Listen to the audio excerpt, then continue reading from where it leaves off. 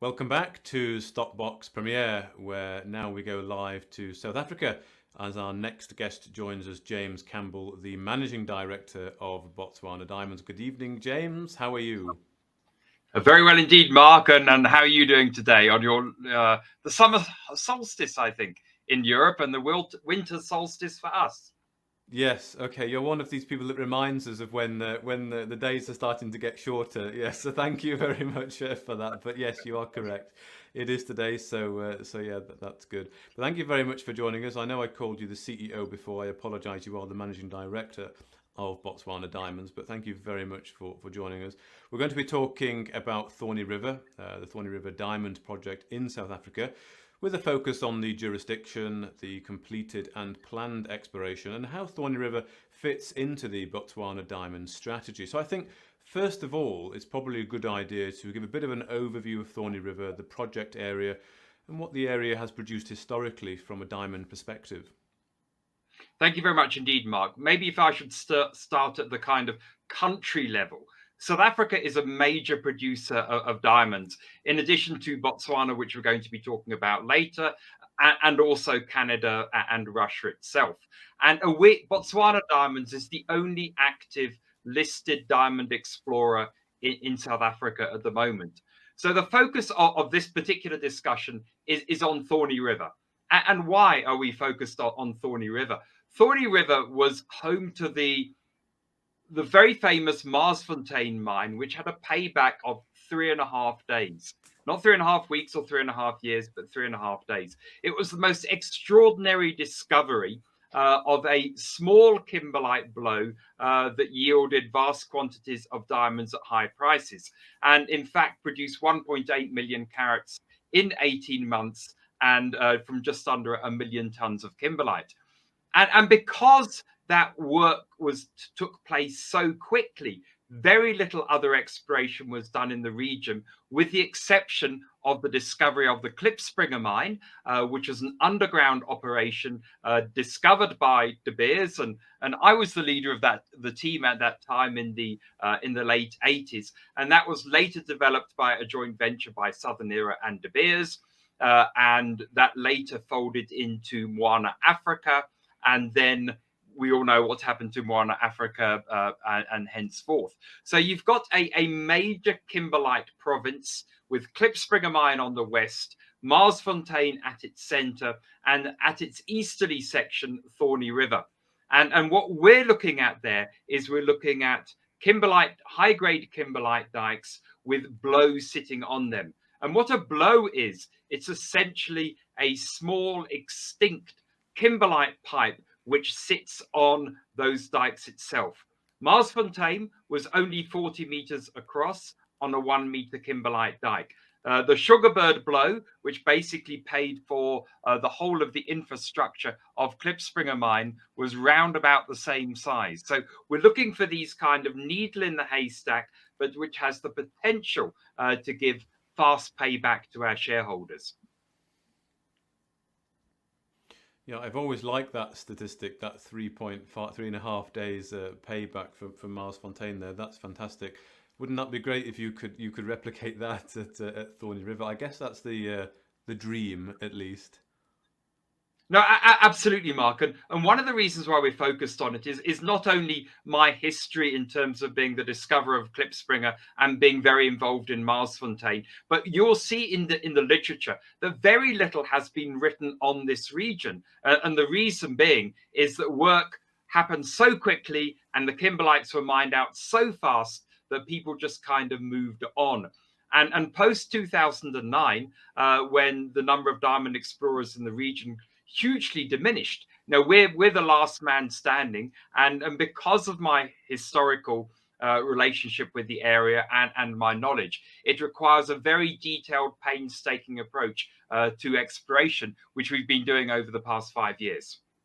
Okay. Well, can you bring us up to date then with the exploration carried out by the company and what the plans are, what you've learned and what the plans are? No, absolutely, Mark. Where we started was from heavy mineral sampling. And why we do that is we look to recover kimberlitic indicators, spinel, garnet, chrome dioxide, and diamond. Following that, we've done several kilometers of ground geophysical work, electromagnetics, magnetics, and gravity. And following that, we were able to do a lot of percussion drilling and core drilling. And in fact, we had an over 70% success rate on our drilling in terms of kimberlite discovery. So we discovered something like 8.5 kilometers of kimberlite dike. And following that, our focus was not just on the discovery of kimberlite dikes, which, by the way, are the basis of the Klipspringer mine, but more specifically, these blows on these dikes. And this is actually where we looked at using gravity. And then we followed up that drilling using microdiamond sampling, which is an indicator for generating macro grades. And we've done macro diamond sampling. And then we've wrapped all that up into a competent persons report covering the Thorney River itself. And where we are now is we've created a mine plan where we have looked at the mining schedules, the processing schedules, and those kind of things with a view to applying for a mining permit towards the end of this year. But before we do that, we did a very thorough data analysis during the COVID pandemic, and we discovered there's several anomalies from historical data which had not been followed up. So that has already been followed up using ground geophysics, and we have a drilling campaign planned very shortly to follow those up to see how they would supplement or influence the mine plan. Okay, and did you say you've been working for approximately 5 years on this project at the moment? That's correct, Mark. Now, that's 5 years, but it's not consistent 5 years. If one was working for a corporate with an unlimited budget, this would probably amount to 6 to 7 months of field work in itself. Now, we obviously, as a junior, have to be very, very mindful of managing work programs, progress on those work programs, raising finances, shareholder dilution, and all of those things together. So this year, for example, what we will have done is we did the ground geophysical work, which I mentioned a moment ago. We've also done the mine planning work before that, earlier in the year. And the other two activities which we planned for this year are the percussion drilling program, which we're planning to do next month, and then a final mine planning program. But we have to look at that in the environment of running a public company with minimal funds, very mindful of shareholder dilution, and also mindful that we have a lot of activities in the Kalahari in Botswana too as well. Okay, well, of course, you do have quite a number of projects across the portfolio there. So just thinking on the bigger picture, where does Thorney River fit, do you think, in the company's overall strategy? Would you say it's a flagship project or not necessarily? Mark, it's a very good question. Botswana Diamonds essentially consists of two legs. We've got Thorney River, which we do consider to be our flagship project because we're migrating towards owning 74% of that project once the various regulatory approvals have taken place. We've been doing all the drilling ourselves. We're managing it ourselves. There is very thin cover, and it's relative to the Kalahari much quicker to commercialize. And then in Botswana, which is after all the homeland of Botswana Diamonds, we're called Botswana Diamonds. We're very focused on the Kalahari, and we see the Kalahari as being the last frontier for diamond exploration in Botswana, because you've got the Orapa province up here, you've got the Droneng province up here, and you've got this great big piece of Kalahari with thick Kalahari sand, as the CEO from Kavango Resources mentioned earlier. There are several discoveries in the Kalahari. There is obviously the Gagu diamond mine, which we're still looking to acquire from Gem Diamonds. There is the KX36 deposit, which has a pre-feasibility study on it, very close to Gagu, which we acquired from Petra Diamonds 2 years ago. And then we have other exploration assets which are further down the pipeline, such as Sunland Minerals and Maibwe. And if one puts a crystal ball in Botswana of, let's say, 10 to 20 years' time, I would imagine that there would be at least 2 or 3 mines sitting in the Kalahari to complement Orapa and Droneng, which will be moving towards the back end of their life at that particular point in time. Okay, okay.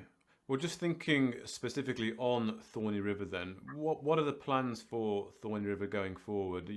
Presumably you have exploration plans to get to a certain point by a certain time. So could you just maybe shed some light on what the work program's looking like for Thorny River? Maybe some key milestones investors can look out for, key, perhaps say value inflection points, perhaps.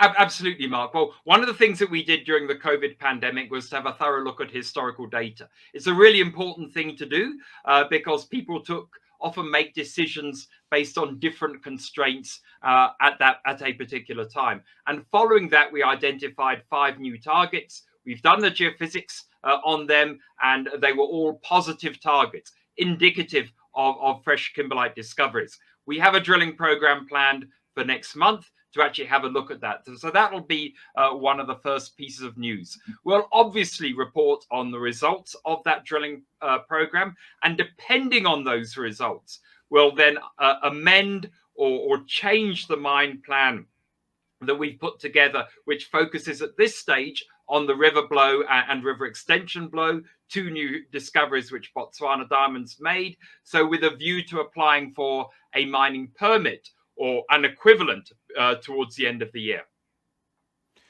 Okay, excellent. Well, thank you very much. I think that gives a bit of a clear picture of what's going on with Thorny River. We are now at about the time to open the floor to investors' questions, and I can see a couple have come in. I can see one here from Brand and Novus Communications. James, RE the South Africa empowerment stake, does that entitle BOD to grants or exploration R&D subsidies of any kind from the South African government? It's a very good question, but sadly not. Is the straight answer to that one. What we've had up until the buyout of the minorities is all shareholders contributing, including our Black Economic Empowerment partner, which I would like to really call a fellow shareholder. So one of the reasons why we're cleaning up the structure is to make it more focused actually for commercialization. And we still have the same Black Economic Empowerment partner, which will hopefully take us all the way through to mining. But I would like to answer the question in a slightly different way, if I may, Mark. I was very privileged to have a meeting with the president of Botswana, His Excellency President Masisi, in the margins of the Cape Town mining indaba. And I asked him, what are the government of Botswana looking to do in terms of helping to support exploration, in addition to all the very good regulatory things they're doing? And the president said that he is looking to create an innovation fund, and he sees exploration as being part of innovation, which of course I agree, because it's the same thing. So we hope in Botswana there would be some kind of room for what Brand and Novus Communications have asked for, but I don't think in South Africa, sadly. Okay. Well, thank you for answering that question. I can see a question has come in from Twitter. What are the priorities in Botswana given the multiple prospective exploration opportunities? Mark, and the question there, very clearly, we're focused from a fieldwork perspective on Thorny River at the moment. But on a corporate perspective, we're still very focused on, trying to conclude the funding around Gagu.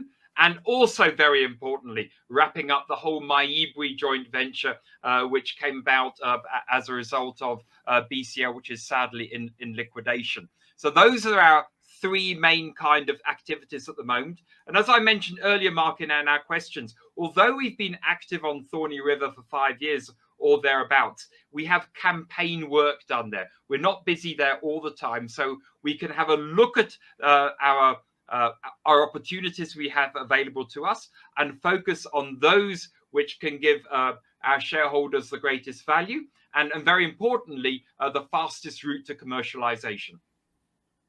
Okay, excellent. Thank you very much. I can see another question has come in. It's regarding the remuneration. How does the current board remuneration compare with peers? So that's your salary, James.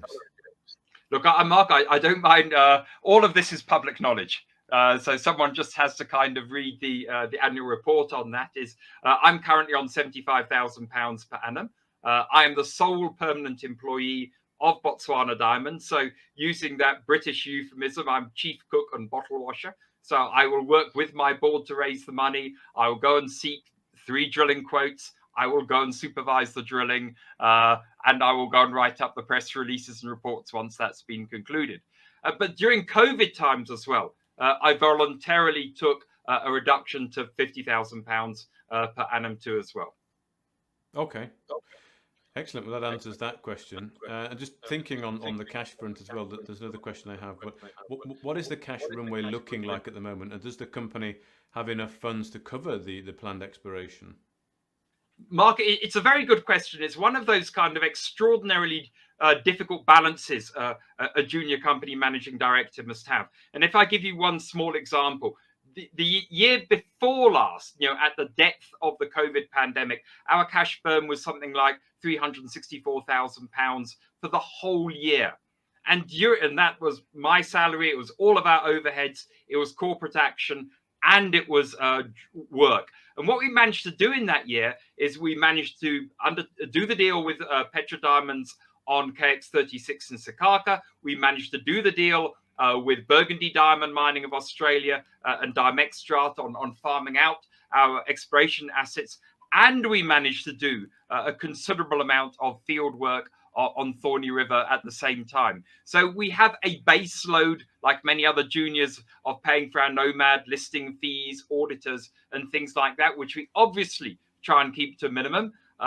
Then there's myself, and then the balance is flexed in terms of the amount of field work we do and the amount of field work the board feels warrants continuing with, in terms of balancing shareholder dilution with future growth of the company and near-term commercialization. Okay, excellent. Thank you very much. There's a question I can see that's come in regarding synthetic diamonds. Are you concerned about the growth of the synthetic diamond market? Actually, no, I'm not. And that might seem like a trite response, and it isn't a trite response. One of the things that I looked at when I was at De Beers, and I was at De Beers for over 21 years, and I was one of the team which put together what we called the Templeton Seminars, which was the meeting of the mining and the marketing arms of De Beers. Is we had a very good look at the sapphire, the ruby, the pearl industries, which have all gone down the synthetic natural route many, many years before us. And synthetics appeal to one market, naturals appeal to another market. If you look at pearls, you've got Mikimoto's at the top end, which are branded, expensive, beautiful pearls. You have cultured pearls sitting in the middle, which of course are still natural, but they are grown rather than dived for in a natural environment. And then you have synthetics. And the statement I often like to give to people is diamonds are in itself actually worth very, very little, but not really. Diamonds are basically representing the ultimate human emotion, which is love. And would you really start a long-term relationship, a marriage, which is hopefully based on love, with something which is synthetic? And I don't think you would. I think you would start it with a natural diamond. But saying that, your kids, when they get to be maybe teens, they won't be able to afford maybe a natural diamond, but they'll be able to afford a synthetic diamond, and they'll eventually grade upwards to a natural diamond, because after all, a natural diamond was born in the bowels of the earth, is billions of years old, and is unique. Whereas synthetic diamonds are made in industrial press. They are very beautiful, don't get me wrong, but they're not unique. They're commoditized. So just on the synthetics, then they're made in a lab. They're made by compressing carbon, simple as. Yes, they are. You basically, you're taking carbon and you're putting it under very high pressure, very high temperature, consuming a large amount of electricity to produce a diamond. And after all, if you look at a natural diamond, it's basically carbon, which was in the upper mantle under a great deal of high pressure and high temperature, and then kimberlites are basically the mechanism by which those diamond eclogites, which they're called, or xenoliths, which is a Greek for foreign particle, are entrained in a kimberlite and actually brought up to the surface. Okay. And these would be used in industry, would they? Is that right? And the natural ones would be for, as you say, for people in love. Yes, well, definitely naturals for people in love, undoubtedly. Synthetics, yes, very much so in drill core and cutting instruments and things like that. But there is a market as well in synthetic diamonds in jewelry. So when you go to a jewelry store, you can go and buy a synthetic diamond if you wish. The price point is probably, I think, about 20 to 25% lower at this stage than a natural diamond for an equivalent product. And what we're seeing is there is an increasing divergence between the price point of a natural and a price point of synthetic. And that exactly replicates what we've seen in the ruby, sapphire, pearl, and other kind of luxury goods industries.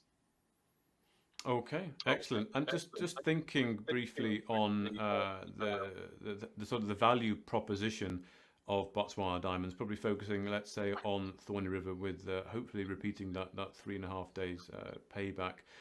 What's the diamond market looking like, do you think, going forward? And what if you could make an investment case purely for Thorny River, how would you go about doing that? Mark, I'm going to touch on your diamond market thing first, and then I'll jump into Thorny River because we haven't covered that. One of the things that's kind of come about post the 2009 global financial crisis, particularly on the London AIM market, is there's been a drastic reduction in the number of diamond explorers. So the amount of money going into diamond exploration has hugely diminished. I've mentioned we're the only junior listed diamond explorer in South Africa. We're one of only 3 in Botswana, and the other 2 are chiefly defunct. We not defunct; they're in doing other things at the moment. Not much in terms of diamond exploration. In Zimbabwe, we would like to get involved, but we don't know of any other juniors that are getting involved.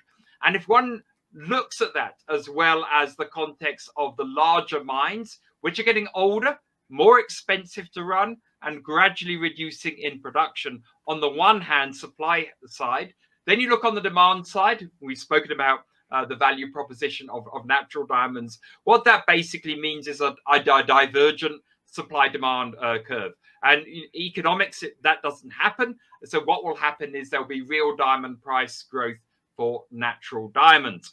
So we believe the diamond business is a good business to be in for that very, very reason. And why we believe Thorny River is a good project to be in, because it's the closest project to commercialization. It's close to infrastructure, close to water, close to power, close to a population center. And the kimberlites are basically near surface. So you don't have a large amount of overburden to actually clear. And that's why we're focusing on Thorny River from our own fieldwork perspective right now. Okay, and at some point, will you be able to put a value on the project based upon drill results? I'm talking about feasibility studies, that kind of thing, so people can get an idea of the potential. Mark, it's actually a very, very good question. It's something that we've actually been toying with for some time. We can go down the traditional route. I mentioned earlier we've done a competent persons report. One can follow that route of upgrading that to an inferred resource, upgrading that to an indicated resource, and then doing pre-feasibility study, feasibility studies, etc. But what we would contemplate as well is maybe fast tracking actually all of that, either to do our own development work or possibly even to consider a royalty miner where Botswana Diamonds doesn't put any of the capital in. But equally, it gets only a share of the diamond revenue going forward. So although for a large deposit, like for Gagu, for example, we would definitely look at redoing the feasibility study on it, because it's a very large amount of capital in a complex region with quite thick sand, with water and with all of those kind of things. Whereas in Thorny River, those kind of risks are significantly diminished. So there are other ways of achieving a commercialization target rather than going through the standard industry approach, which we would do on larger projects. Okay. And the market can expect to see some of these developments going through the end of this year into next year, would you say? Well, look, we'll be drilling next month, so there'll be an update on the drilling results towards the end of the month. There would be an update on the mine plan a month or 2 after that, and then there'll be an update on where we intend to go a month or so actually after that too as well. So we've got quite a clear kind of roadmap for Thorny River during the course of this year. Okay, that's good to hear. That's good to hear. Okay, I think there's one final question to come in. Is the diamond market very much controlled by a few big players? That's a bit of a myth. And certainly when I started at De Beers was probably controlling 60% plus of the diamond market itself. But nowadays you have De Beers and Alrosa. One is the largest producer in terms of value, and the other is the largest producer in terms of carat. Carats controlling probably 50 to 60% of the diamond market. It's difficult to say at the moment with the war in Ukraine. And then you've got the balance. And so the diamond market isn't really controlled. It's a free market. You've got multiple players in it. So it's a far cry from what it was in the 1990s and 1980s and before that.